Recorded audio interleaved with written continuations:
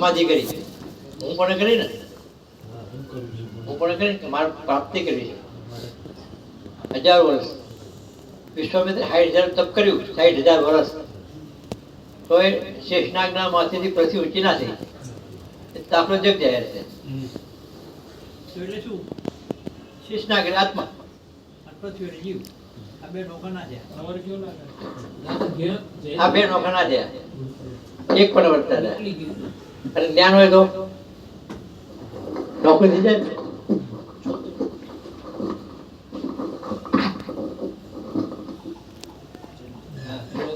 જ્ઞાન હોય તો બરાબર, તો નોખું નોખું રહે ને. જ્ઞાન આવી જુદું નહીં જોયું એનું કામ કરે, તમે જાણ પણ હશો, જાણ પણ થાય, નોખું રહે નહીં, કરવું પડે. છો બધું હોય છતાં જુદા જુદા છો નહીં, પોતાનું જ્ઞાનમાં હોવું જોઈએ. અને દેહમાં હોય તો શરીર પર હોય, જીવમાં હોય તો કરતા ભોગતા પર હોય. બરાબર, ચોખ્ખું થઈ ગયું. તો એમ કહેવાય કે ભગવાન આવે એટલે કંઈ કરવું ના પડે, સીધે સીધા ધામમાં પહોંચાડી દે, પોતાના કરી નાખે, એના જેવા કરી નાખે. એવું થયું ને? શું કરવું પડ્યું? શું કરવું પડ્યું? તો લોકો આપણને જુઓ છે કઈ તપ કરતા નહીં, ત્યાગ કરતા નથી, બ્રહ્મ થઈ ગયા. તપ કરનારા એવું કે, તપ કરનારા એવું કે, એટલે એ તપના ગુણને ઓળખે. હા, એને ઓળખે.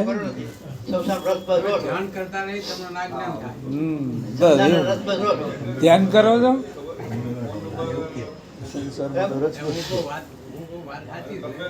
કરવાનું નહીં, ધ્યાન રાખવાનું છે. કોણ કરી ફરક શું પડ્યો કે દરેક જણ શરીર સાથે હું કે, તો જ્યાં સુધી શરીરમાં કરતા ભોગતા પણ હોય ત્યાં સુધી વિચાર જાગે જ નહીં. અધુગમ વિચાર આયા જ કરતો હોય. નવરા પડો તો થાય ને. ગીતામાં શું કીધું કે ઉર્દુમનો મોટો શાખા, આ જીવ ભગવાનમાંથી જીવન મેળવે છે અને ડાળા પકડ નીચે આવે, એવું કીધું ને. તો એનો શું થયો? એને ગતિ નીચી છે, દાડા પકડ નીચે આવે. તો જે જીવ વિચાર કરે છે એ જેમ હાથમાં માંડ ટોંકી હોય અને કોક કરોડ પાણી નીચે આવી જાય, મહેનત થાય. જીવવા મહેનત નહીં પડતી, એની મેળે આવે. જીવવાના વિચારો એની મેળે આવે, પૂર્વે કરેલા. બરાબર, આખા વરસાદ કરવો પડે, પણ મહેનત પડે આપવામાં. અને અધર કરવો હોય તો એટલે ધોગ અમે એટલા માટે કહેવાય કે જીવ ભાવના વિચાર કરવામાં મહેનત પડતી નથી, એની મેળે આવે. ખ્યાલ આવે? એટલે એની મેળે આવવાના હિસાબે બીજો વિચાર કરી એકતા જ નથી. એક પછી ચાલુ ચાલુ રહે, જગ્યા જ નહીં વિચારવાની. તો માણસનો દોષ નથી, એક પછી એક વિચાર ચાલુ હોય, આ પછી આ પછી આ પછી આ ક્રિયા ચાલુ રહે, કલ્પના ચાલુ રહે, ભાવનાઓ ચાલુ રહે, હું પણ ચાલુ રહે, બરાબર, વિષયો ચાલુ રહે, ત્યાગ ચાલુ રહે, ચાલુ રહે, બંધ જ થાય. તો ક્યારે આત્માની વાત કરે? તો જીવનો દોષ નથી. તો આપણે શું કામ કરવું પડતું નથી? અમને 1000 વર્ષ તપ કર્યું તો જ્ઞાન ના થયું, અને આપણે એમ કહીએ કે આપણને જ્ઞાન થયું. તો કારણ શું એનું? કે આપણને ભગવાન મળ્યા છે. કેવું? તો ભગવાને શું કીધું? આ કોઈ જીવવા તારો નથી, તો તારે તપ કરવું પડે. હું પણ તારો નથી, તારાથી હું પણ જીવે છે. તો હું હોત તો તારે બધું કરવું પડે. તો હું જ નથી, હું જુદો જેવો. તો હું જુદા તો જે પામવું હતું એ તો તું છે પોતે. જે જ્ઞાન પામવું હતું એ જ્ઞાન પોતે છો. ખ્યાલ આવ્યો? આ મોટા મોટું જાદુ છે. કેવું? હું પણ આખું વાત કરે, એની મેળે આખી જીવન નાખું કરતા ભોગતા પણ મારું રાગ ને દ્વેષ ને બધું ટાળું ઉઠે, ટાળું મોટે પારકું કરી નાખે. જ્ઞાન થાય નહીં પારકું, જુદું દેખાડું નહીં. તો જુદું કરી બતાવે, તમે વિચાર સમજો તો જુદું દેખાય. તો આખો જીવ ભાવ જુદો છે, જીવને તમારે કંઈ લેવા દેવા નહીં, એવું બતાવ્યું. પારકો જીવ જ છે. એ જીવ એના સ્વભાવથી જીવે છે, એ કર્મથી જીવે છે, એના ભોગથી જીવે છે. બરાબર, એનું જીવન એનું છે. તમે છો જ નહીં. તો જીવ બન્યા પછી આ પામું છું એ તો પોતે છો. ખ્યાલ આવ્યો? જ્ઞાનરૂપ પોતે છો. તો જ્ઞાનરૂપ છે બ્રહ્મ તત્વ છે. એના આખા બ્રહ્માંડ જીવ જંતુ જ્ઞાન વડે જીવે. કીડી મકોડો જ્ઞાન વડે જીવે. જીવે કે નહીં? ને ઘર ખાવું છે, પીવું છે, જીવે ને? તો દરેક જીવ પોતાના સ્વભાવ પ્રમાણે, તો રાગ પ્રમાણે જીવી જાય. તો જ્ઞાન વડે જીવે. જ્ઞાન ના હોય તો આનું બ્રહ્મ કહેવાય. અને જ્ઞાનરૂપ વિચારને બ્રહ્મ તત્વ કહેવાય. બ્રહ્મ શું કામ કહેવાય? દેહમાં આત્મા કહેવાય. આત્મા એટલે પોતે. તું પોતે જ્ઞાનરૂપ છે. સંસ્કૃત શબ્દ આત્મા એટલે પોતે થાય. સંસ્કૃત શબ્દ આત્મા એટલે પોતે થાય. તો પોતે શા માટે કીધું કે તું આ 24 તત્વને જો, તો દરેક તત્વ પોતપોતાનું કામ કરે છે. એ દેખાય. તો તારો પોતાનું ક્યાં આવ્યું? જોનારમાં આવ્યું ને? આ દરેક તત્વ પોતાનું કામ કરે છે. ગોઠવેલા જ છે. 4 અંતઃકરણ, 10 ઇન્દ્રિયો, 5 ભૂલ, તમે 20 તત્વ ગોઠવેલા છે. તો એમાં તમે છો નહીં. જોનારા તમે છો. તો જુદા કે નહીં નથી? તો તમારું પોતાનું જોડાણમાં આવ્યું કેવું? કર્મમાં આવ્યું. બરાબર? તો રાગ દ્વેષ થતો હોય, ચિત્તમાં થતો હોય, સંસાર હાથા ખોટ થતો હોય, બુદ્ધિમાં થતું હોય, અહમ હોશી થતું હોય, ઈચ્છામાં થતી હોય, તમે જોનારા છો. ખ્યાલ આવ્યો? તો આને શેષ વિચાર કહેવાય. બધા વાત કરતા શેષ વધે.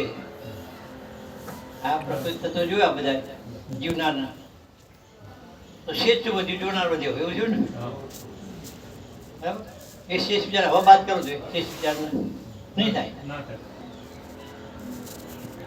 એક વિચાર એ જ આ વિચાર છે ને બ્રહ્મ તત્વ, એ પણ પોતે છો. એટલે એક દેહમાં આત્મા કહેવાય, પોતે કહેવાય. કયો પોતે? જોનાર. શેષ વિચાર પોતે કહેવો. બરાબર? હવે આ પોતે તો બધામાં છે.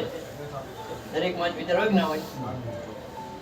તો વ્યાપકમાં બ્રહ્મ કહેવાય, એકમાં આત્મા કહેવાય, વ્યાપકમાં બ્રહ્મ કહેવાય, અને ભગવાનને પરબ્રહ્મ કહેવાય. અને એક પીરમાં પ્રગટ થાય તો પરમાત્મા કહેવાય. ખ્યાલ આવે? વ્યાપકમાં બ્રહ્મને પરબ્રહ્મ વ્યાખ્યા આવે. વ્યાપક દ્રષ્ટિ એક મિનિટમાં જોવા જાઓ આ કહેવાય. આપણે એક શરીરમાં દેહ છે, 3 દેહ. 3 દેહના આમ જુદા હોય. સ્થૂળ દેહનો, સૂક્ષ્મ દેહનો, કારણ દેહનો. સ્થૂળ દેહનો ક્રિયામાં સમર્થ થાય, સૂક્ષ્મ દેહનો વિચારોમાં સમર્થ થાય, કારણ તે ભોગમાં સમર્થ થાય. ત્રણેને અલગ પાડ્યા. અલગ પાડ્યા. આ 3 ભેગા થાય.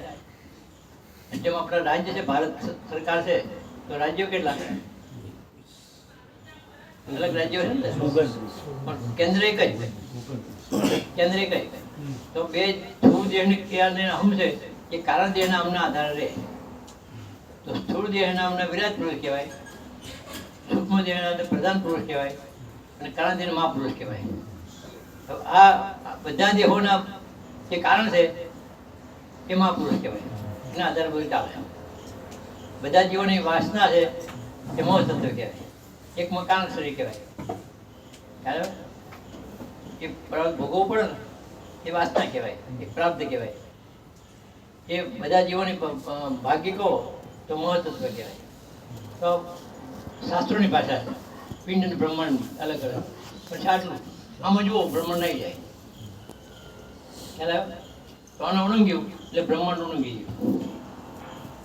ખ્યાલ આવે? સમજાય વાત? આમાં તમે નોખા છો તો બ્રહ્માંડથી નોખા છો. બધી પ્રકૃતિ એવું છે કે નહીં? ખ્યાલ આવ્યો? આમાં જુદા છો. તમારી આખી પ્રકૃતિ જીવે છે તો આ બ્રહ્માંડની પ્રકૃતિ તમારા જ્ઞાનથી જ જીવે છે. એવું છે કે નહીં? તો તમે વ્યક્તિ છો કે વ્યાપક છો? વ્યાપક છો ને? તો અનુભવમાં વ્યક્તિ પણ હોય. હું જોઉં છું એમ લાગ્યું. હવે વિચાર્યું તો બધામાં વિચારથી જ થાય છે. તો આ વિચાર એક મિનિટમાં એક દસ જ લાગે અને વ્યાપક પણ બ્રહ્માંડમાં લાગે. ખ્યાલ આવ્યો?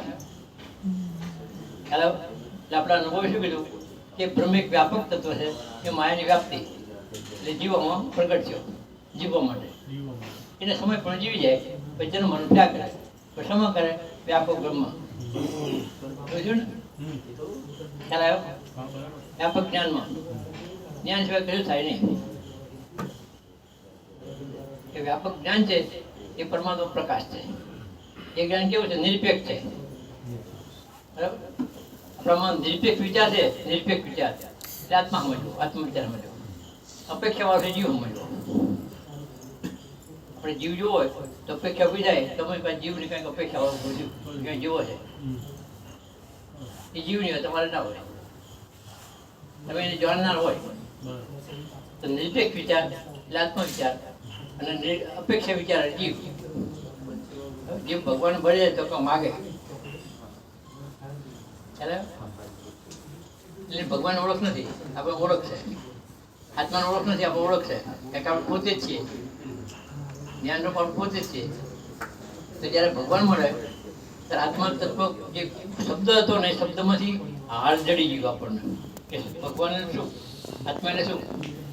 આત્મા નિરપેક્ષ વિચાર એ જ્ઞાન વ્યાપક જ છે. તો જડી ગયું નહીં તો લોકો આત્મા ભોજે કે આત્મા કોને કહેવાય, શું હોય, કેવો હોય. તો આપણને આ જે સૃષ્ટિ બનાવનારો જડી ગયો એને કીધું આને કહેવાય જો આત્મા, અને તો પોતે જ છે. તો ક્યારે ધ્યાન વગર હતો? જાણો છો ને બધું? તો જાણવાનો આત્મા કહેવાય. લોકો ફાંફા મારે આત્મા મારે રહેવું છે, થવું છે, એ ઊંચી મહેનત કરે, કદી ના થાય. આ તત્વ જુદું છે, દેખાતું નથી છતાંય છે. બધું જાણે છે છતાં ન્યારો છે. એના હવે થતું નથી તો એ કરતા છે, એના હવે થતું નહીં તો એ કરતા છે. ખ્યાલ આવે? પોતે જોઈન્ટ નથી એટલે કરતા છે. એને હવે થતું નથી બધા નથી કરતા છે. ખ્યાલ આવે? તો આ બધું જોઈએ વિચારીએ જડે એવું છે. તો આ વિચાર પ્રગટ સત્સંગમાંથી થાય. સત્સંગમાં આના અધિકારીઓ એ ભેગા થાય. ખ્યાલ આવે? તો આપણે સમજવાનું કેટલું કે જે પેલો કાક ભીષંડી હતા અને બધા પક્ષીનો રૂપે જે ઋષિઓ હતા એ રૂપે સાંભળતા હતા. કંઈક પક્ષીની ભાષા પક્ષી થાય તો સંભળાય, સમજાય, એટલે પક્ષી થવું પડ્યું. બરાબર? એટલે આપણે બ્રહ્મરૂપ છીએ તો આ ભાષા સમજવા માણસ થવું પડ્યું. ભગવાન માણસથી ના એટલે આ શરીર વખત સમજાય નહીં. આ બધા યોનિમાં શરીર એક જ એવું છે કે વિચારની આપણે થઈ શકે. તો ભગવાનને જ્ઞાન આપવું હોય તો શરીર ધારણ કરવું પડે. બરાબર? તો એને ધારણ કર્યું તો આપણે ધારણ કર્યું એની હારે. તો આપણે શરીર છે પણ શરીર સાધન ધારણ કર્યું છે. આપણે તો બ્રહ્મ જ છીએ તો જ આપણને વાત સમજાય. ખ્યાલ આવે? જીવ તો કરતા પણ જ છે ને સમજાય જ નહીં કદી. એ સમજીને કે શું કરવું એમ કે સમજી કે હવે શું કરવું કે અનુભવ કે અનુભવ કરીને શું કરવાનું એમ કે અનુભવ કર્યો એમ કે ખાલી વાતોથી થોડું થાય કે આ બધું હું તો ભૂલ રાખે. હા, હું પણ રહે નહીં એટલે હું ને જોનાર છે. તો આપણને ભગવાન મનુષ્ય મળ્યા એટલે આ વાત ટૂંકી સમજાય કે ભગવાન પણ સમજાયું કે જેને કંઈ જોતું નહીં એવું તત્વ નિરપેક્ષ છે. એ વ્યક્તિ નહીં કોઈ, એ નિશ્ચયથી પાકું થઈ ગયું. સંસારમાં કંઈ જોતું જ નથી. એને જ બધું બનાવ્યું છે. શું જોવે? જે તે બનાવીને બનાવીને શું જોવે? એ સર્વનો આધાર છે, એના કોઈ થાય જ નહીં. જે જ્ઞાન વિચાર છે એનો જ પ્રકાશ છે. તો જ નિરપેક્ષતાથી અપેક્ષિત ભાવ જોઈ શકો. બરાબર? તો સાક્ષાત મળે તો ઓળખવાને ક્યાં રહે? તો અજ્ઞાની માણસો કે જેને ખબર નથી આ તત્વની, એ હોદે છે ભગવાનને હોદે, દેવદેવી હોદે કે માગે, શ્રદ્ધાપૂર્વક જીવે. આપણે તો ઓળખીએ કે આત્મા કને કહેવાય, ભગવાન કને કહેવાય, સાક્ષાત ઓળખીએ છીએ. તો ભગવાન વ્યક્તિ નથી, નિરપેક્ષ નિશ્ચય છે. એ નિશ્ચય પ્રગટે એટલે સંસારના કોઈને પ્રભાવ મળે કે નહીં. આ શરીરમાં તમે હોય તો તમારી અહમ, તમારી ઈચ્છાઓ, તમારી કામનાઓ તમને ખેંચી ના આવે. ખ્યાલ આવે? તમે નિરપેક્ષ છો. વ્યક્તિઓ તો ખેંચે, અસ્તિત્વ છે, આ પ્રકાશ છે. તમે ગમે એ કામનાઓ પર પ્રકાશ નહીં થાય તો તમને થાય.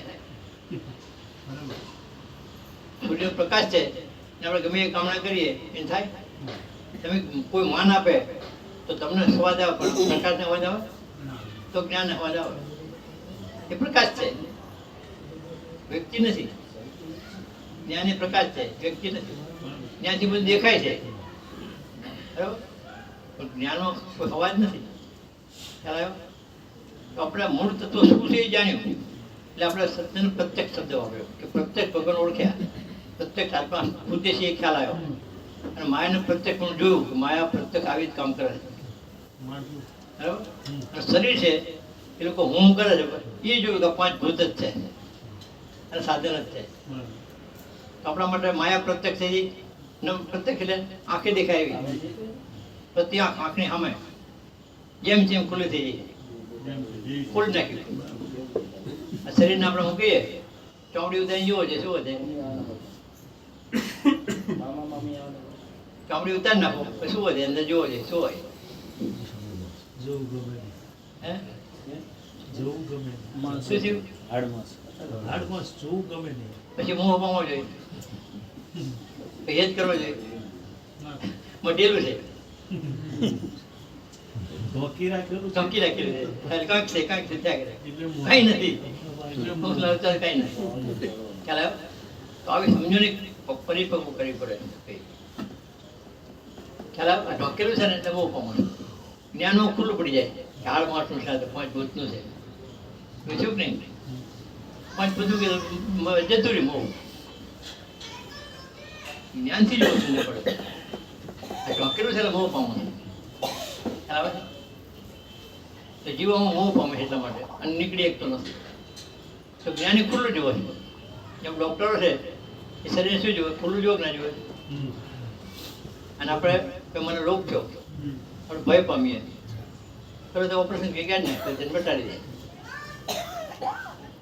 એને ખુલ્લું છે અને આ કહેવાય આ કહેવાય આદિવાસી હાજર થઈ જાય.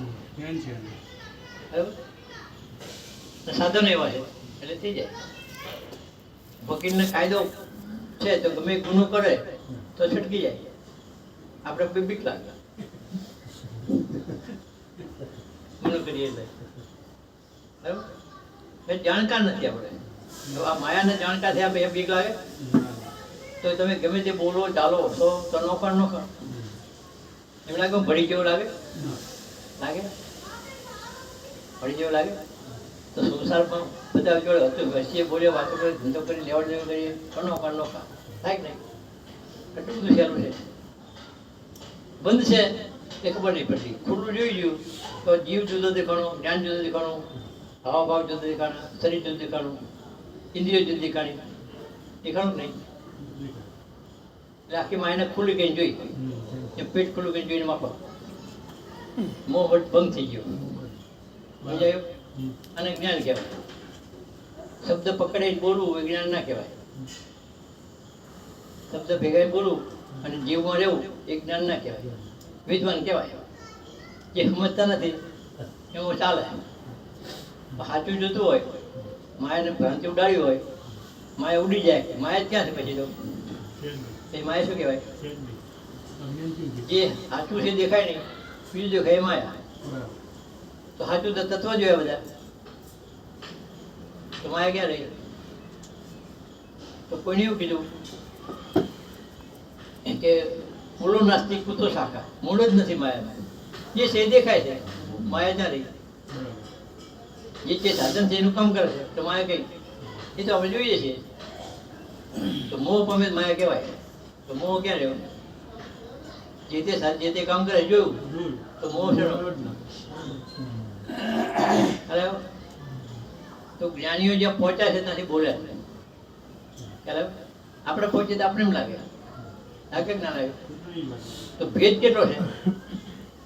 જ્યાં સુધી શરીરનો પોતાપણું લાગે છે ત્યાં સુધી આ ભેદ રહેવાનો. ખ્યાલ તો શરીરનું છૂટું દેખાણું અને જ્ઞાન ડૂબ્યો તો જ્ઞાન એક જ છે દરેક. એક છે નહીં? તો આપણે આટલા બધા છીએ એક કેમ લાગે છે એ જોવાની કોશિશ. તો બહાર સીધી દેખાય છે આ વ્યક્તિ પણ આપણા આત્મા છે માટે એક છે બેઠા છે.